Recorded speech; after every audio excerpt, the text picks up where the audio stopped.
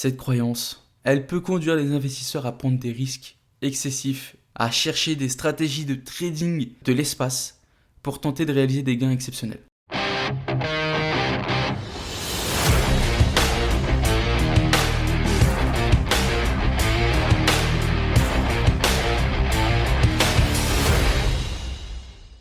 Bonjour et bienvenue tout le monde, bienvenue dans le Money Circle Talks, le podcast où nous plongeons au cœur du monde de l'argent, des investissements et de la liberté financière.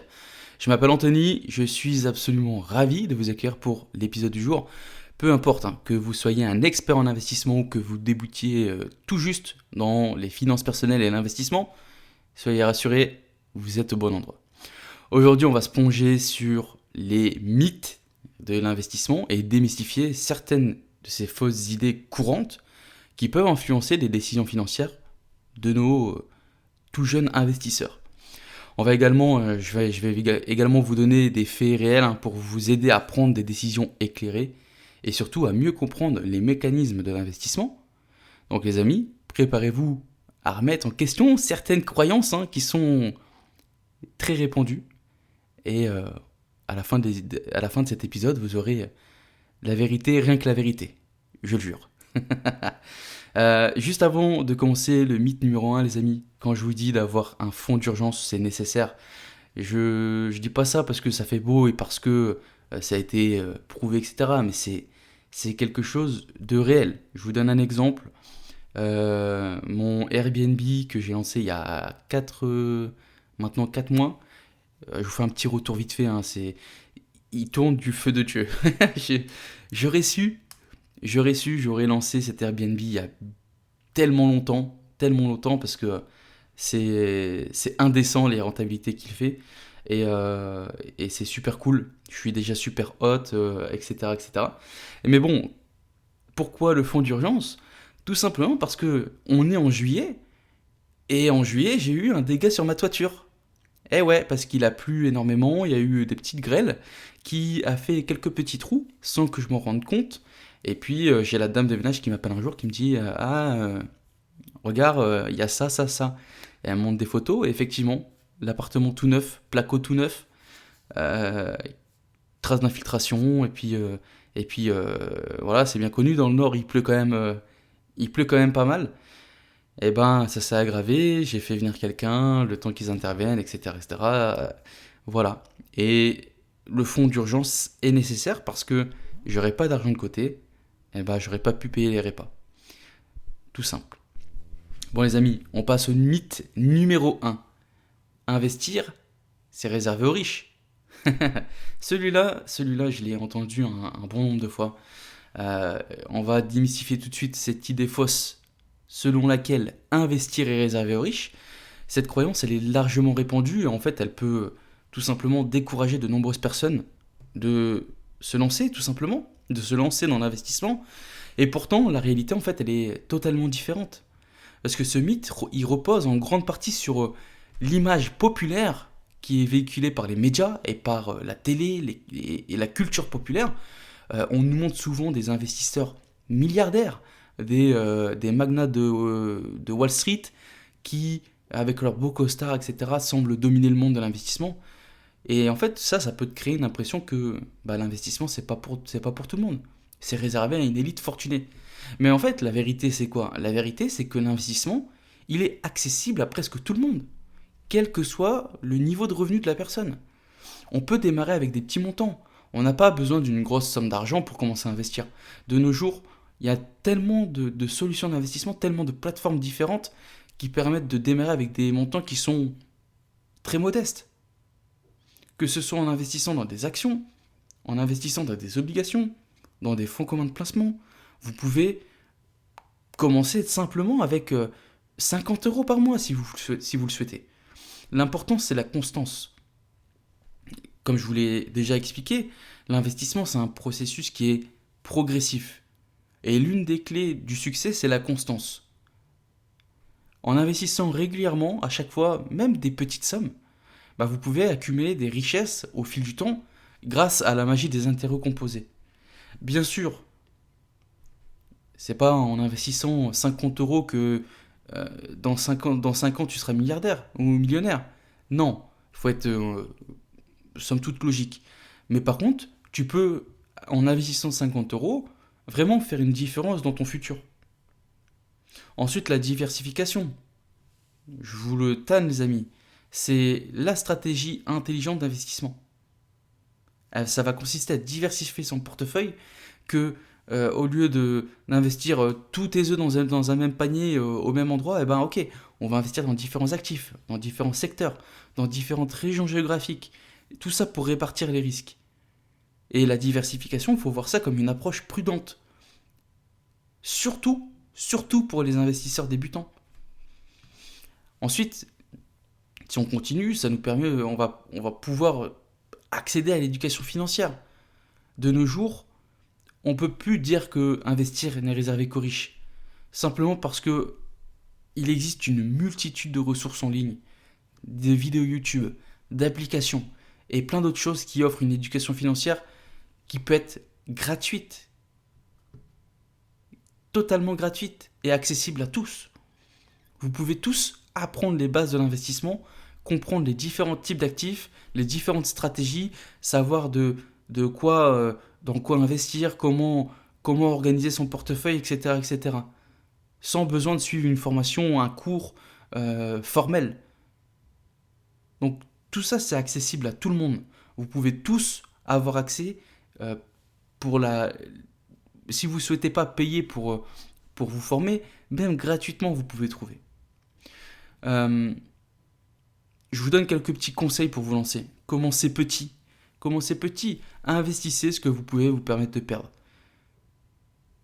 Je le répète, investissez ce que vous pouvez vous permettre de perdre. Parce que l'investissement, vous dire que c'est 100% safe, je ne peux pas le dire. C'est pas possible. Il y a un risque de perte en capital, etc., etc. Ça, il faut en être conscient. Il ne faut pas miser plus que ce que vous pouvez vous permettre de perdre. Ça, c'est clair et net. Il faut utiliser de l'argent dont vous n'avez pas besoin, tout de suite. Il faut utiliser de l'argent dont vous n'avez pas besoin en cas d'urgence. Ça, c'est clair et net. Maintenant, on peut investir juste des petites sommes, sans se mettre en réel danger. Parce que tu vas pas mettre, je sais pas, imaginons, t'as 10 000 balles de côté d'épargne en cas d'urgence, bah tu vas pas prendre ces 10 000 balles sans le dire à ta femme et puis tout miser sur la crypto en espérant faire un fois 100. Non, ça c'est risqué, ça c'est de l'investissement risqué. Par contre, tu peux investir sur des choses relativement safe, avec toujours ce risque de perte en capital, mais qui est limité. Tout simplement. Ensuite, soyez patient. Soyez patient. L'investissement, c'est un voyage à long terme. Les fluctuations du marché, c'est quelque chose qui est totalement normal. Et en restant patient, en gardant le cap sur vos objectifs, c'est là que vous allez débloquer le plus grande chance de réussite. Il faut être constant et déterminé. Parce qu'effectivement, si quand tu investis, dès que le marché descend un peu, tu es en panique et tu cherches à retirer ton argent, effectivement, c'est là que tu vas merder. C'est là que tu vas perdre réellement de l'argent. Mythe numéro 2, ça nous permet de faire la transition directement. Les actions sont trop risquées. Ce mythe des actions trop risquées pour être un bon investissement, cette croyance, pareil, elle est répandue, elle peut décourager de nombreuses personnes d'investir sur le marché boursier. La vérité, c'est que, comme tout mythe, il faut examiner les faits pour mieux comprendre la réalité de l'investissement dans le marché boursier. En fait, ce mythe, il provient de l'idée que les marchés boursiers sont imprévisibles et volatiles. Quand tu parles de bourse à une majorité des gens, ils ont tous en tête ces images de krach boursier, ces images de forte baisse des prix des actions et de la possibilité de tout perdre. Et donc, c'est à cause de ça que les gens peuvent être incités à croire que les actions, c'est l'investissement en bourse, c'est réservé uniquement aux spéculateurs audacieux. Mais en vrai, bien que les actions peuvent être sujettes à des fluctuations de prix à court terme, il est essentiel de prendre en compte les faits réels pour comprendre l'investissement dans les actions. Parce que historiquement, les amis, si on regarde l'historique de rendement, c'est solide. C'est solide. Sur le long terme, le marché boursier a tendance à générer des rendements stables. L'historique de la bourse nous montre que malgré les crises, malgré les corrections, les actions elles ont généralement surpassé beaucoup d'autres classes d'actifs, notamment les obligations et tout ce qui est compte d'épargne. Je vous remets un petit coup sur la diversification. La diversification réduit le risque. La meilleure façon de réduire son risque, diversifier en investissant dans des actions différentes, différents secteurs géographiques, etc. etc. L'investissement à long terme. L'investissement en actions, c'est tout le monde. Personne va vous dire, à part ceux qui font du trading, les amis, qu'on soit bien clair, hein, ici je ne parle pas de trading, je ne fais pas de trading, je fais uniquement de l'investissement à long terme, entre guillemets, en bon père de famille. Ok ? Moi, je souhaite pas faire du trading à regarder toutes les heures comment ça évolue, etc. J'ai pas le temps pour ça. Moi, au contraire, sur le marché boursier, j'ai une approche qui est majoritairement passive. J'investis tous les mois quasiment la même somme sur les mêmes trucs, etc. etc. Donc, investissement à long terme, les amis. C'est quand vous investissez sur plusieurs années, voire des décennies, c'est là que vous avez des meilleures chances de réussir sur le marché boursier. C'est là que vous avez les meilleures chances de surmonter les fluctuations du marché. Ensuite, il faut faire preuve de prudence. Le risque peut être géré grâce à des stratégies prudentes, telles que l'analyse fondamentale des boîtes. C'est-à-dire que si tu n'as pas envie d'investir dans des ETF, etc., parce qu'il y a les pour et puis il y a les contre, si tu n'as pas envie d'investir dans des ETF et que tu préfères acheter des actions, des parts de société à l'unité, analyse fondamentale. Tu ne vas pas acheter une boîte que tu ne connais pas. Tu ne vas pas acheter une boîte que tu n'as pas étudiée, etc., etc. L'analyse fondamentale, c'est hyper important quand on souhaite investir sur des actions unitaires. Ensuite, il nous faut élaborer un plan de gestion des risques et fixer nos objectifs d'investissement de manière claire. Ok, quand j'arrive là, ok, je fais ça, tac, tac. Si jamais il se passe ça, si le marché se retourne, si cette boîte se casse la gueule, qu'est-ce que je fais ? Est-ce que je vais limiter les pertes ? Est-ce que je laisse couler et puis ça va remonter ? Voilà, on prévoit plusieurs scénarios. Maintenant, si le risque des actions vous inquiète, moi je vous conseille quelque chose de moins risqué, c'est les ETF. Les ETF ou encore les fonds de placement immobilier, ce qu'on appelle les REIT aux États-Unis, c'est en quelque sorte des grosses boîtes avec plein d'immobilier à l'intérieur, etc. En France, en gros, ça serait des SCPI. Mais il y a plus de rentabilité sur les REIT, que sur des SCPI. Certes, elles sont moins risquées, mais elles rapportent moins, normalement, que d'investir sur des actions individuelles. Par exemple, pour les ETF, un ETF, c'est quoi ? Un ETF, c'est vous acheter un panier avec, par exemple, prenons le S&P 500, qui comprend les 500 plus grosses boîtes américaines. Dans ce panier, vous avez une part de 500 boîtes. Ok ? L'ETF, lui, est créé dans le but de suivre cette tendance du S&P 500.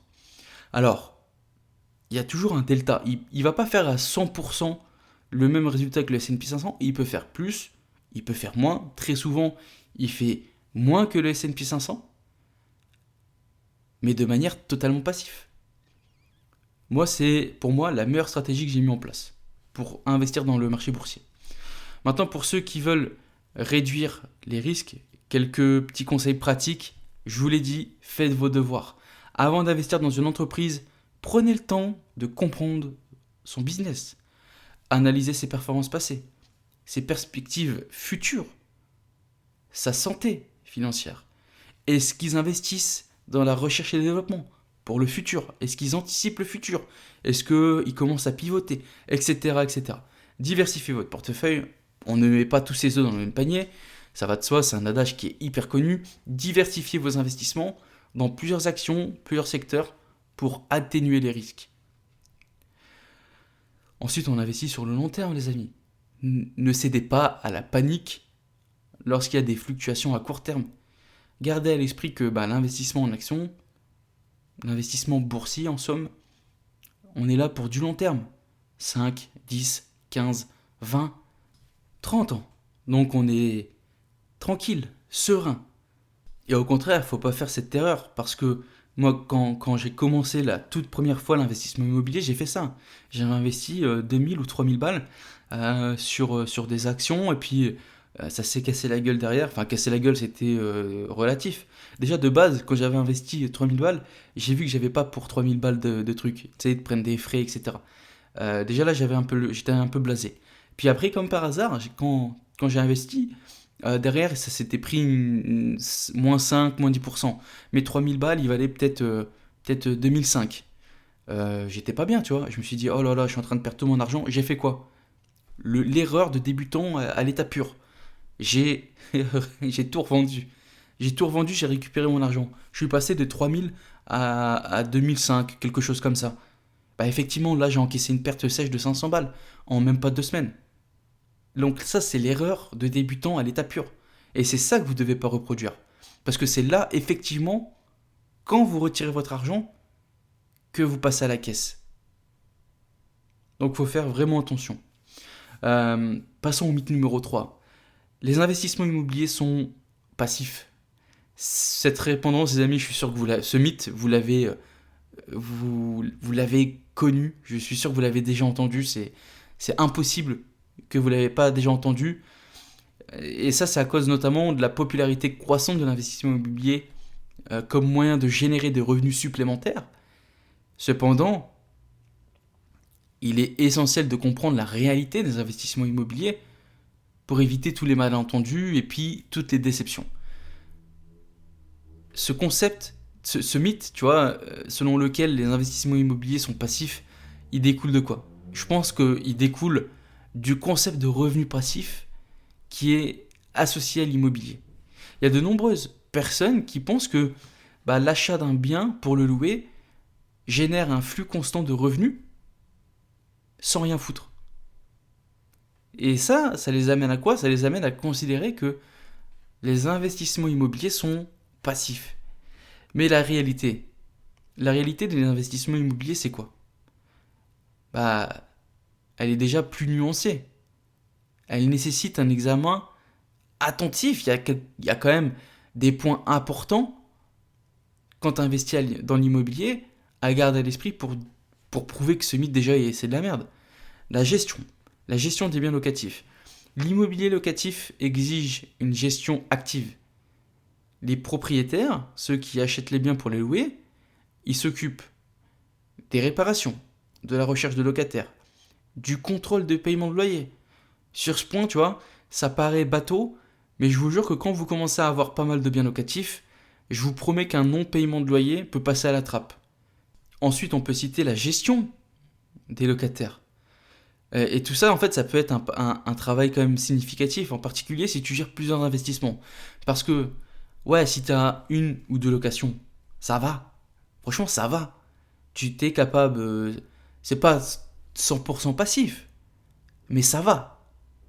Ensuite, en fonction de l'immobilier que tu vas faire, là on parle d'immobilier longue durée, classique, location classique, loueur nu ou loueur meublé, ça reste classique. Par contre, si tu commences à aller faire de la colocation, si tu commences à aller faire du Airbnb, etc., etc., ça va te demander, là on est clairement sur du business. Donc ça va te demander beaucoup plus d'action. Ensuite, si tu as un ou deux locataires, il n'y a pas de problème. Normalement, ça c'est easy. Par contre, si tu commences à en avoir 10, 15, 20, c'est pas la même chose. C'est pas la même chose. Ça te demande beaucoup plus de temps. C'est pour ça qu'après, il faut mettre en place des automatisations, notamment pour les quittances, etc., etc.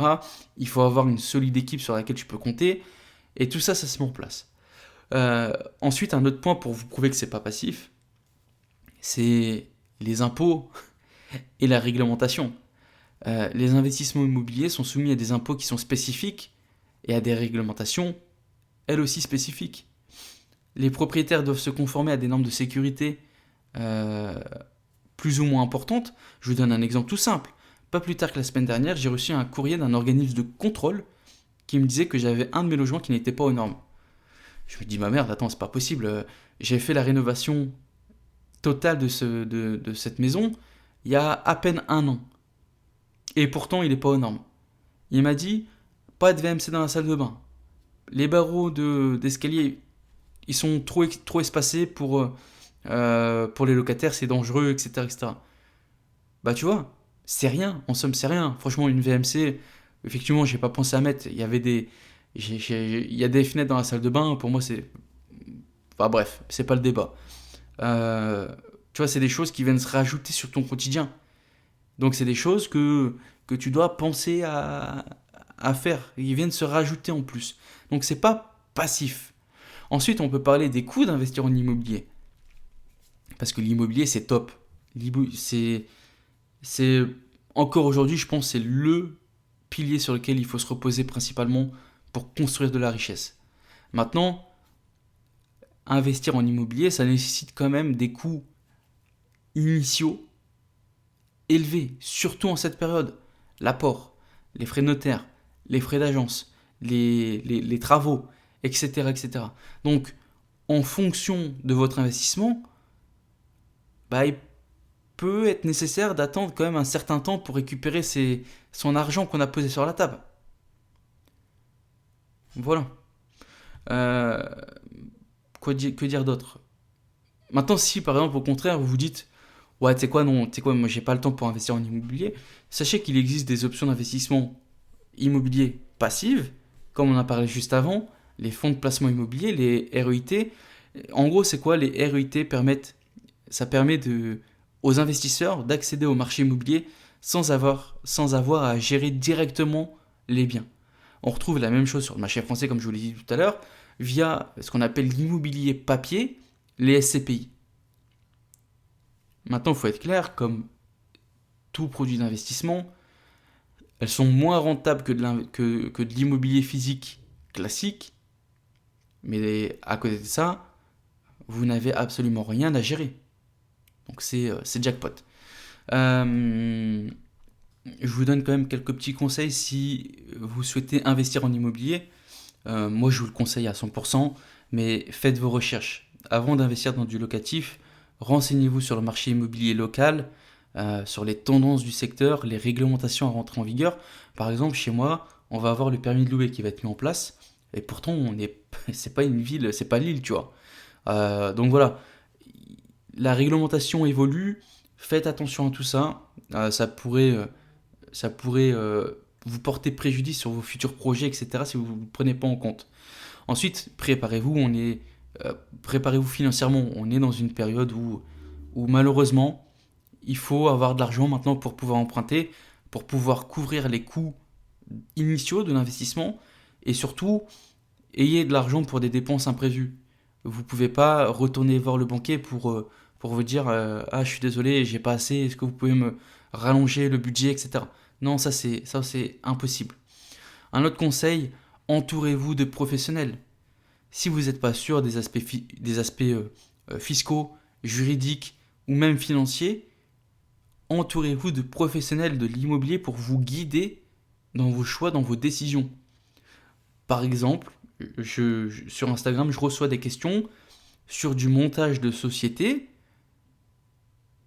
avec vraiment des comment dire, des choses spécifiques. Les amis, entourez-vous de spécialistes du secteur.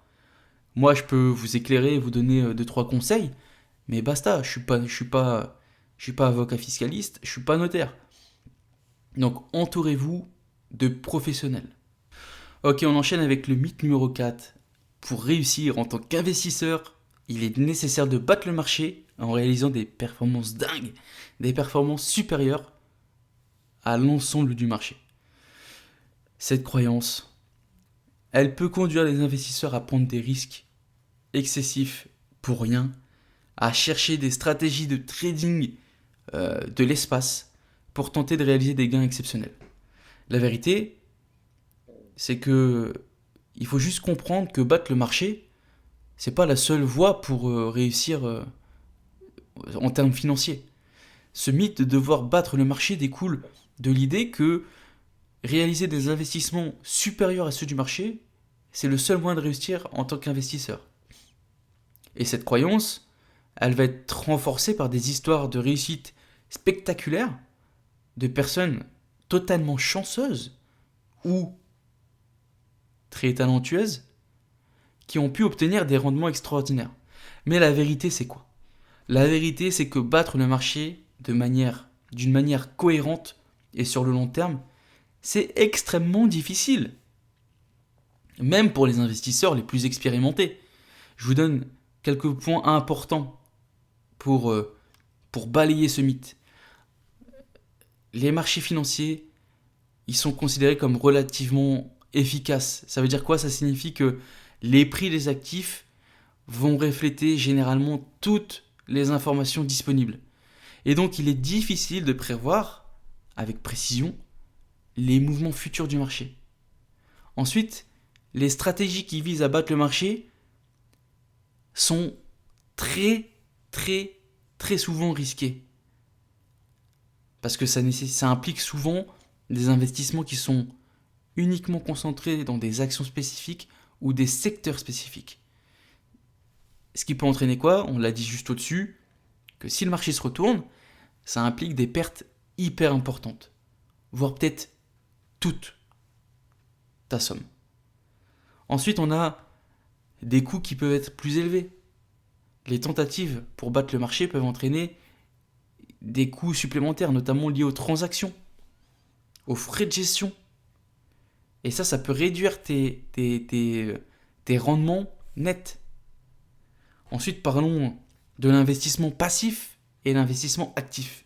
Il y a un vif débat entre l'investissement actif qui lui va viser à battre le marché et l'investissement passif qui lui vise simplement à suivre l'évolution du marché à travers des indices ou des ETF. Les investisseurs passifs cherchent à obtenir des rendements qui sont comparables à ceux du marché dans son ensemble. Ce qui est le plus souvent réaliste et beaucoup moins risqué que faire un investissement actif. Maintenant, si vous souhaitez réussir en tant qu'investisseur sans nécessairement chercher à battre le marché, je vous donne quelques petits conseils à prendre en compte. Fixez-vous des objectifs réalistes. Définissez des objectifs clairs et réalistes en fonction de votre tolérance au risque, de votre horizon de temps et de vos besoins financiers. Diversification du portefeuille, je ne reviens pas. Investissement sur le long terme. Adoptez une perspective à long terme en gardant vos investissements pendant plusieurs années, voire des décennies. Tout ça pour profiter de la croissance à long terme du marché. Ensuite, l'investissement passif a fait ses preuves. Il a fait ses preuves. Il y a une étude qui est sortie. Alors, je la connaissais, il fut un temps. Je ne sais plus c'est quoi le nom de cet article. Mais il était prouvé que investir dans des ETF fait mieux que, je crois, 90% des investisseurs actifs. Donc, les amis, on a la réponse juste devant nous.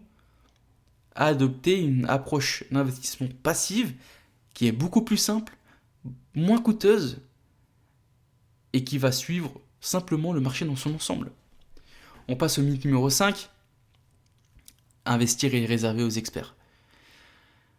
Je sais pas quoi dire. En fait, tout le monde peut apprendre à investir. Tout le monde peut prendre en main ses finances personnelles avec notamment des bonnes méthodes, des bonnes connaissances et des outils qui sont appropriés.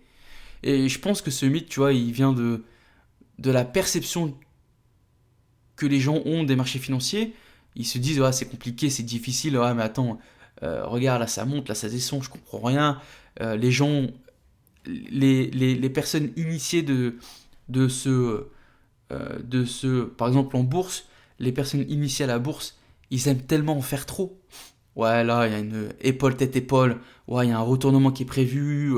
Tu vois, les chartistes, ces mecs-là, ils compliquent tout pour pas grand-chose. Les chartistes te compliquent la vie, mon gars, pour rien. Ils sont là en train de faire des déductions qui, 90% du temps, sont foireuses. Ouais, tête, épaule, papa, ici, là, t'as vu en la bougie en 4 heures, c'est... Non, wow. On n'a pas besoin, arrêtez de vous faire... de vous faire... comment dire Je sais pas comment dire. Arrêtez de croire tout ça. Vous n'avez pas besoin de connaître toutes les figures chartistes. Et j'en connais pas une seule. Bah, je connais la épaule, tête, épaule. Mais je sais pas ce que ça veut dire. Les marchés financiers sont pas si compliqués. C'est pas si difficile à comprendre. J'avais zéro expérience en finance. Comment dire En finance boursière. Et pourtant, bah, je suis investi dessus. Et je suis en positif. Pourtant, ça m'a ça m'a pas porté préjudice de pas savoir lire les figures chartistes, etc. Tu vois. Les médias, en fait, tout ça, tout ce monde à côté, ils vont vous mettre en avant des analyses financières, des trucs de l'espace, des gens qui ont une compréhension approfondie des marchés.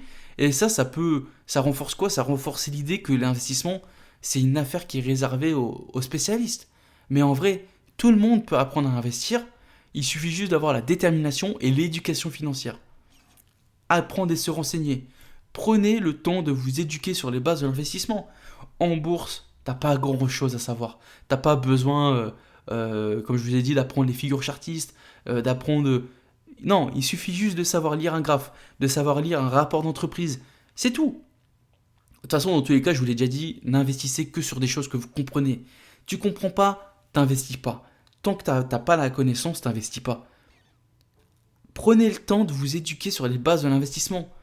Ok, tu veux investir dans ça, ok, bah je vais me concentrer sur ça. Ok, la stratégie, ça va être ça, ça, ça. Les risques, ok. Définition des objectifs financiers. Court, moyen, long terme. Comme ça, t'adaptes ta stratégie en fonction de tes besoins. Tu commences tout doucement, commence avec prudence. Tu connais pas, t'investis pas tout ton cash. Non, tu vas créer euh, une, tu vas te créer un plan d'investissement qui va refléter ta tolérance au risque, tes objectifs et ton horizon d'investissement. Dans tous les cas, s'il n'y a pas de plan, il n'y a pas d'investissement. Donc ça c'est clair et net. Bon les amis, c'est déjà pas mal. Je pense que c'est tout pour l'épisode du jour. Juste avant de clôturer cet épisode, je vous dirais que l'investissement, ne pas l'oublier, mais c'est un marathon. C'est un marathon passionnant, mais où vous allez avoir besoin de patience, de discipline et une compréhension claire de vos objectifs financiers. N'oubliez pas de vous informer encore et toujours.